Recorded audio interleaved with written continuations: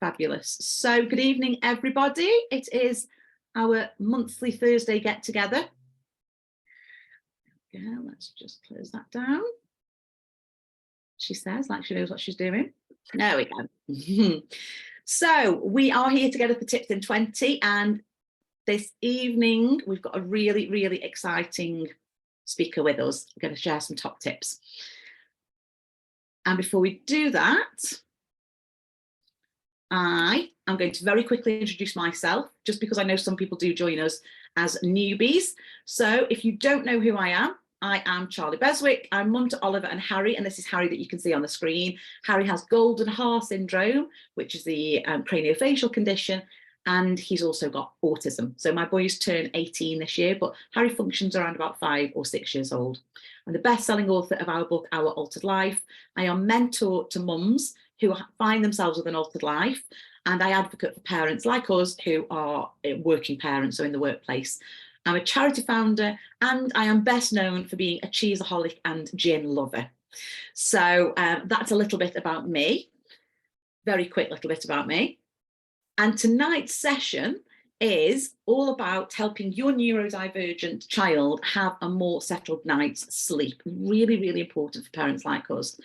And to do that for us, we have an expert in the house. So we've got Lindsey Clark. She's an autism sleep specialist, and she's going to be telling you a little bit more about her journey herself and giving you some top tips and advice. So that's it for me. That's all you're hearing from me, because I'm going to pass over to the reason you are actually here on the call tonight.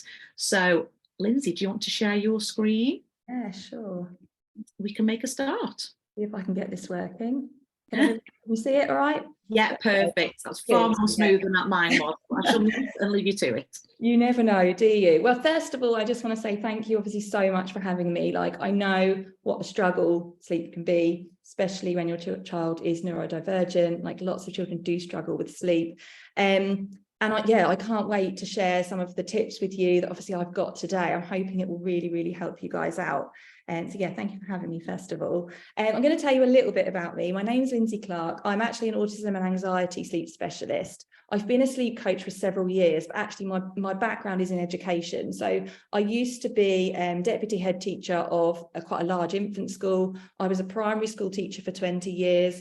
I've worked with children with all different, varying needs, including autism, obviously, all different, challenges and things like that. So I have that kind of experience, but also I am a mum of 2 as well. I've got a 5-year-old daughter and a nearly 3-year-old son, neither of who are diagnosed, but my daughter started school in September, and actually very quickly they confirmed my suspicions that she has many traits of autism. She's just being monitored at the moment, although it's kind of escalated a bit this week actually, but that's where we are with that basically. So I'm trying to get to know her needs and things as well. I got into sleep consulting initially because my 2 children were horrendous sleepers. It actually really, really affected me mentally. I was in a very bad way. Basically, I reached out, I got help, and it completely changed my motherhood experience, actually. And so much so that I retrained. I wanted to help other families because I thought it does really have a big impact when you have long-term sleep deprivation. So I retrained, left teaching, made a bit of a bold move, and started my own business. And I haven't looked back. Like, I absolutely love it. And I then decided to train as an autism specialist because I kept having families approach me that had children that were neurodivergent, and I didn't know how to help them. I didn't have the specialist knowledge. So I was having to turn families away. And that feels awful when someone's actually made that move to reach out to you and you can't help them. And I didn't really even know where to send them. It just felt awful. And then I saw a course advertised and I thought, brilliant, like, I kind of want to do that. But the other thing that was playing on my mind was that children that I'd taught at school, when I'd have meetings with their parents, neurodivergent children, their parents would say, well, they're not going to bed till 11 or 12 o'clock at night. We don't know what to do with them. There's just no support. We don't know how to manage this. And it was obviously having an impact on their academic progress too. So that was kind of playing on my mind as well, that there's just no support out there really. So when I saw the course, the diploma that I've got advertised, I was like, yeah, that's for me. And I went and trained, and actually there's not many of us in the UK. I think there's only like a handful, less than 10 people that actually specialise in sleep for children with autism, basically. So very proud to be one of them, obviously, and, you know, very happy to help families.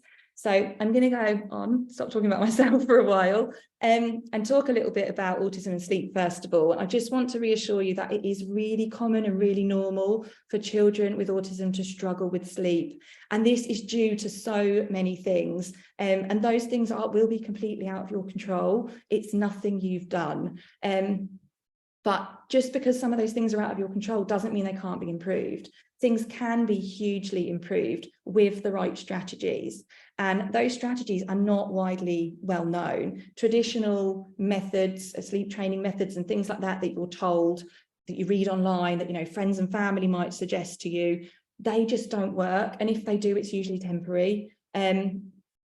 Actually, with children who are neurodivergent, you need to take a more unconventional approach. Sometimes that does mean throwing the kind of rule book and the things you hear out of the window, because actually what is going to work for your child is going to be bespoke to them. Like, all children are different, all children have unique needs, but even more so when they are autistic. So it's actually tailoring that approach to your child, what they need, you know, what their triggers are, what their challenges are. All of those things need to be taken into account when you're actually trying to find something that's going to work for a child. And there's not going to be one size fits all, although I am going to be giving you lots of strategies you can apply today, lots of golden nuggets to that, you know, you can give a go that probably will help with your little one's sleep. So let's have a look at the next one. Now, the two main differences in children that are neurotypical, children that are neurodivergent, is that children that are neurodivergent, and these are the things that affect their sleep, that again are out of your control, is one, the melatonin production. It's been proven that actually children with autism have lower levels of melatonin, and that means, and the melatonin, in case you don't know, is the hormone we produce that helps us fall asleep and stay asleep. That's usually produced, it's usually like the levels are quite high, around kind of 7-8 p.m. But for children with autism, that isn't always the case, and their levels are lower, which means it's more difficult for them to fall asleep and stay asleep, which is probably what you're experiencing. The other thing is their circadian rhythm. It can often feel like they're kind of wired to a different time zone. I kind of like to say, you know, like they're, you know, then they don't seem to sleep at the kind of regular times that we'd expect, perhaps. But actually this can be altered once you put the right strategies in place. So it's not that it can never be fixed. It absolutely can be. You just need the right tools to be able to do it. And that, once you've got that in place, it will actually help your child to have good sleep for years to come. Like, once you do find out those things that do really work for your little one. So I say little one all the time, because obviously I work with children that are not neurotypical, and I generally work with babies, so it's my kind of go-to, but obviously I mean children. So one of the things I actually wanted to mention before I go on to this part is that I am going to be giving some strategies now, and I'm going to be giving some tips today that will give you some quick wins, but actually I'm only able to literally touch the tip of the iceberg when it comes to sleep. Sleep is so complex, and even more so actually in autistic children. I've absolutely no doubt that some of the things I say will work a treat for some of you. You'll go away, you'll apply some of the things and think, brilliant, that's just what we needed.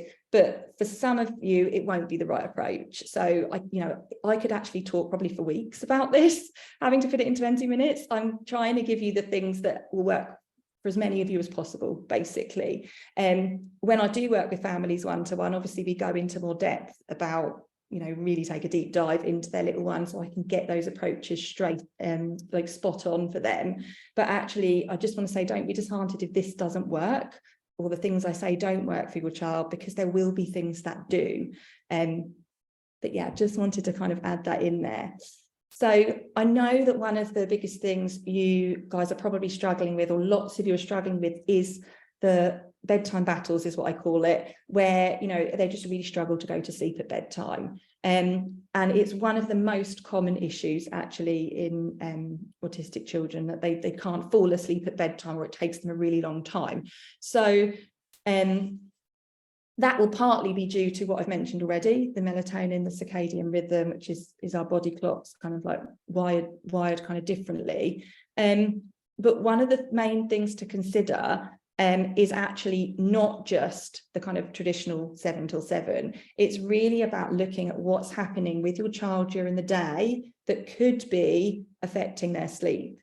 Because actually, often one of the biggest things stopping your child going to sleep are things that have happened during the day, which have caused them to build up some kind of anxiety. And then they find going to sleep at bedtime, these things are playing on their mind. They may not be able to verbalize it. They may not be able to even recognize that that's what it is. But a lot of the time, one of the reasons why they can't fall asleep is that anxiety buildup. It happens in 8 out of 10 autistic children.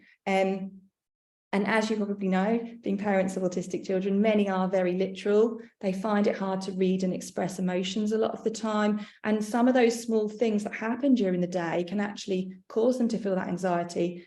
It's harder to relax at bedtime. And I've just put a couple of examples on there, things that I've certainly experienced with my daughter. When you're going somewhere new, this is just a really small example of something that can give them anxiety that perhaps we might not, or if it's not us, their teachers, other people that meet them might not even think about. Things like people saying, don't worry, it'll be okay.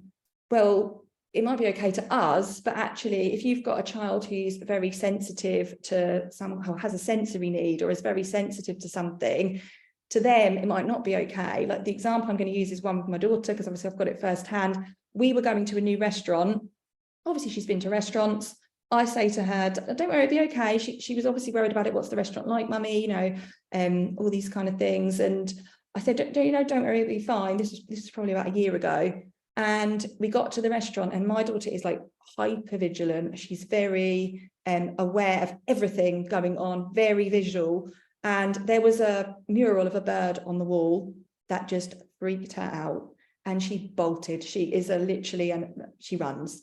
We couldn't get her back in. And, you know, it's something that I hadn't even really considered at the time.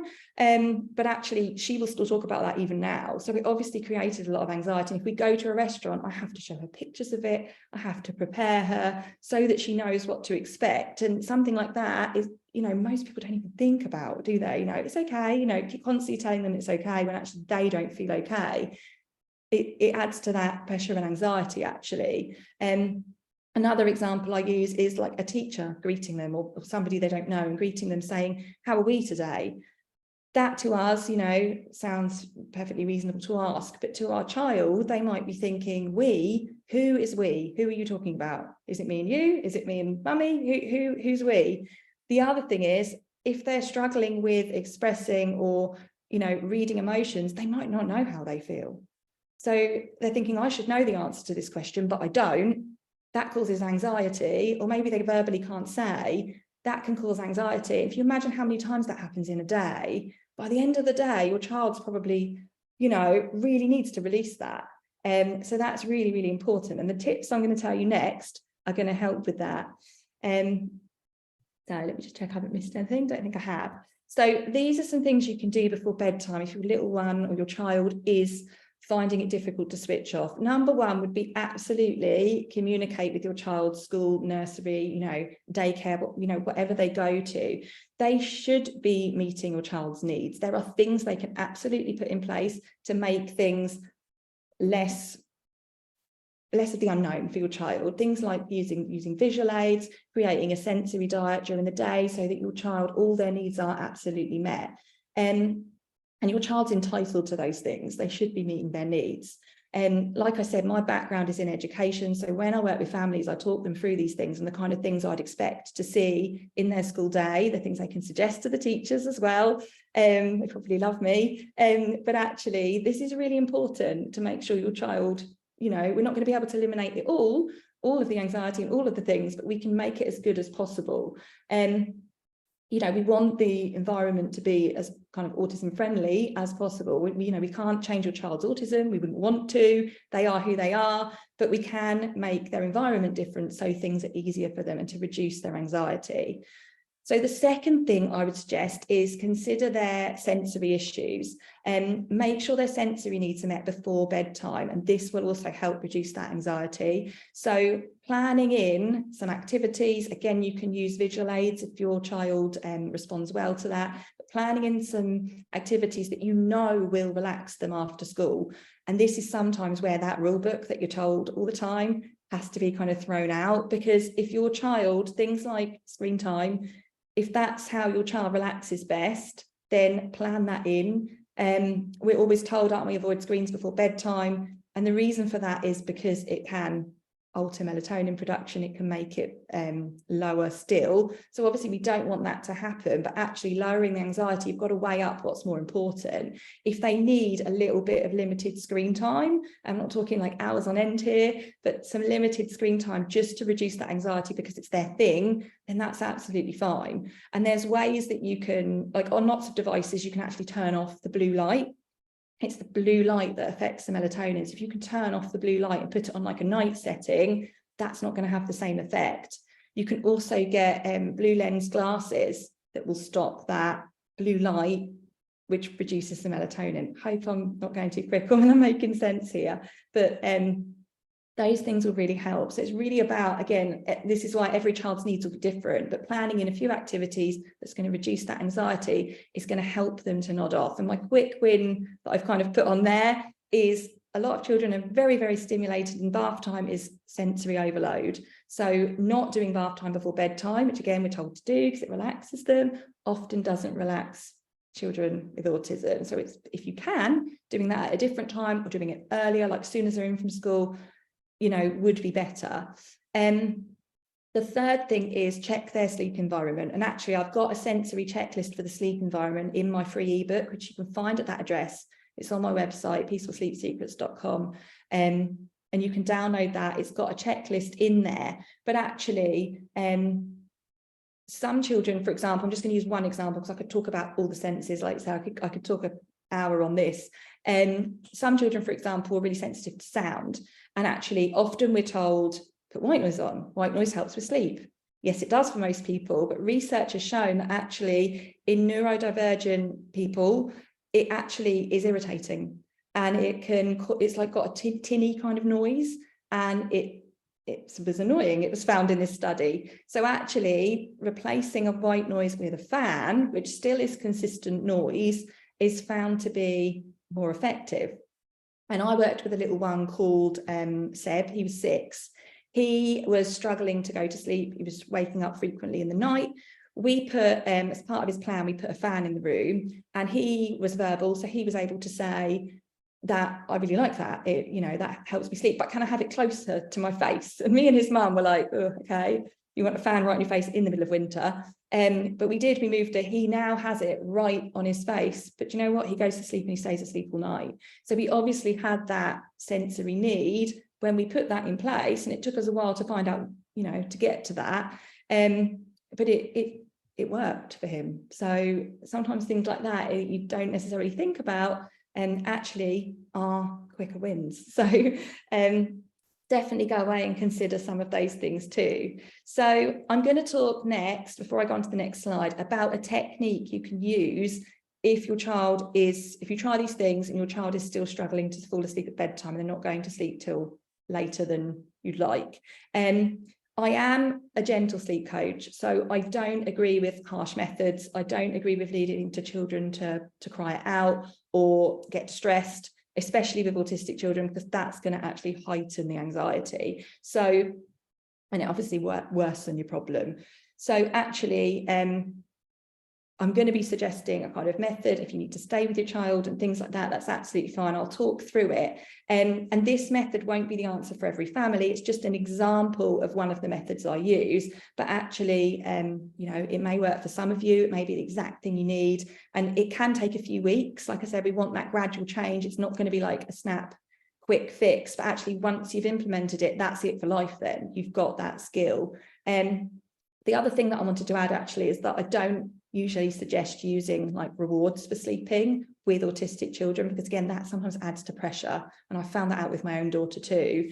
when she was so focused on the reward, when she didn't get it, ultimate meltdown. It was just as bad as having difficulties at bedtime. So often that's not the best way to go either.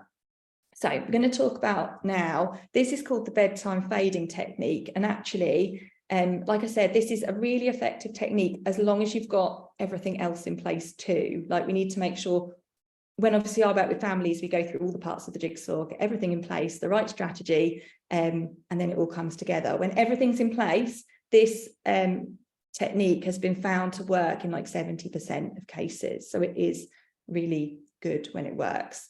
So it actually involves keeping your child up later than usual so that they are tired enough to fall asleep and more likely to fall asleep. So it's a good idea to keep a sleep diary for a few days before you start, so that you know the exact time your child falls asleep usually. Once you know that, add about 20 or 30 minutes to that time. It could end up being quite late, and this becomes your new temporary bedtime. So once you've got that in mind, make sure that you've got a consistent bedtime routine, same steps in the same order every night, so then exactly what's coming. Do this, make sure your bedtime routine is about 30 to 40 minutes. They're going to need that amount of time to kind of wind down from the day. And do that, 30 to 40 minutes before your new temporary bedtime, so they're in bed for that bedtime.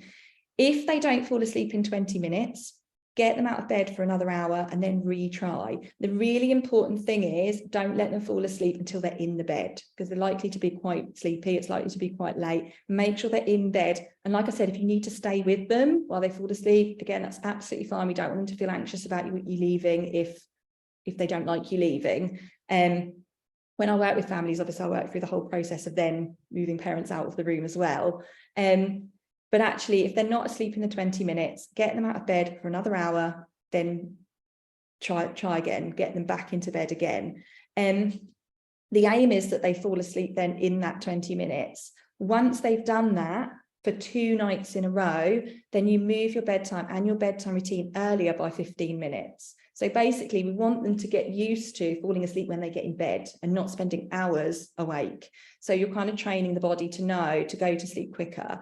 And then we want to edge it earlier and earlier until you get to the bedtime you want, or even if it's not the bedtime you necessarily want, the bedtime that's most suitable for them. So we want it to get to the point where it doesn't take more than 20 minutes. If it starts taking more than 20 minutes again, then you know that's kind of going to be their bedtime really. And that's what's going to suit them. So repeat the process, keep moving it forward by 15 minutes each time you manage the 2 nights in a row of 20 minutes.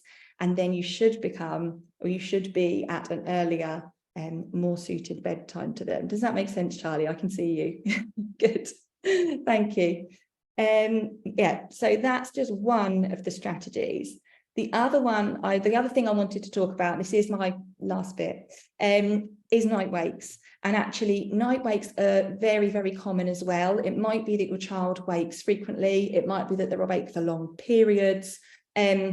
Very, very common, but actually night wakes are more complex actually than bedtime settling. And that's because the strategy that you need to use is going to depend on what the root cause is. So it's literally going to be different for every single person. So what I've done here is I've put what I use to look at, or is one of the ways I look at children's night wakings. It's called the ABC method, not that you particularly need to know that, but essentially this is on my Instagram page too, if you need it later. But essentially you look at over a few days and keep a log of what's happening in the lead up to bedtime, what's happening when the issue occurs, and what happens afterwards, and look for common threads so that you can get rid of those things and get rid of the triggers. And it's not going to be easy to get rid of all triggers. Obviously, there are some things that are kind of non-negotiable, but actually it's going to give you a good idea of what you do need to tweak and adjust to get your child either going back to sleep quicker or to eliminate those wakes. So that's what I kind of do alongside the other things as well to get rid of night wakes. And the other thing I would say, if your child is waking up in the night, you've probably heard this a million times as a parent, is just being consistent. And autistic children in particular need those clear boundaries and that consistency. Remember, and I know it's not easy, as a parent myself, You get to decide the big boundaries. They can have choices, you know, they can choose what pajamas they want to wear or what stories they want to have, things like that. But you get to make the big choices and the big decisions. And they need to know the things that are non-negotiable that they've got to do. It's vital, for example, with the consistency that the bedtime routine is the same every day. No matter who's doing it, it needs to be the same steps in the same order. If anything's going to be different, your child's probably going to need some warning that that's going to be different, or it could affect the rest of the night. They also need to be having the same response during the night every time, which is the hardest thing when you're sleep deprived. I absolutely know that. Like, being consistent at 3 o'clock in the morning when you just want to get back to bed is hard. So I've under, you know, no illusions, been there myself, I know exactly what it's like. But the more consistent you can be, the easier it's going to be longer term. I know what it's like, you just want to fix it quickly, don't you? You just want them back to sleep. But actually, longer term, that consistency is going to help more, you know, with their lifelong sleep skills, basically, and with them getting back to sleep quicker. You know, I would love to be able to go through all the different night, you know, different approaches that you can use in the night. Obviously, we don't have time. And also, I wouldn't want to suggest one now and it'd be wrong for you and it make your night wakes worse. Basically, the things that I've talked about for bedtime are not going to make bedtime any worse if you try them out, which is why I've suggested them. And if they do work and do give you that improvement, then that's amazing. So yeah, I'm not going to suggest a strategy as such for night waking, but I hope all that's been useful. I know I've probably bombarded you with stuff there. Here's a little bit more information about how you can find me. So I've just put like my favourite little quote there, like, life with autism does not mean a lifetime of sleepless nights. You can, you know, things can be solved, they can be fixed. We can get you the best possible sleep for your child. You can find me on Instagram there, Autism and Anxiety Sleep Coach. My free ebook link is there as well. It's on my website. It's called Get Great Sleep on the Autism Spectrum. So you can download that. And like I said, your child's sleep problem can be solved. We can get you the best sleep possible. It's just knowing what to do and getting those things in place so that they are set up for life. So if you do feel like you need one-to-one support with it, you'd like someone to guide you through the process and support you and be there every step of the way, and obviously you can contact me. My call booking link is there. I do have limited availability because I only work with 2 families at a time, because obviously it is quite intense. I need to know everything. I need to get to know you. I need to know your child. And also I need to be able to dedicate the time that you deserve to making sure things work for you. So I don't just take on loads and loads of people at once. So to inquire, there's a call booking link there. And like I said, you can always, if you've got any questions or anything, you can always contact me on Instagram, email, things like that too. Is that okay, Charlie? That is wonderful, thank you. And what I will say is, in finding people to come and do these tips and 20s for us, it's very, very difficult to find sleep specialists that do specialise in autism. So if you do need support, then I'd definitely get in touch with Lindsey, because it's really difficult. I've spent quite a while. There's general sleep specialists out there, but for those who have, you know, either lived experience or qualifications with autism, it is really difficult. The other thing to mention is that our group Send Gin and Cheese is a free space for you to come into.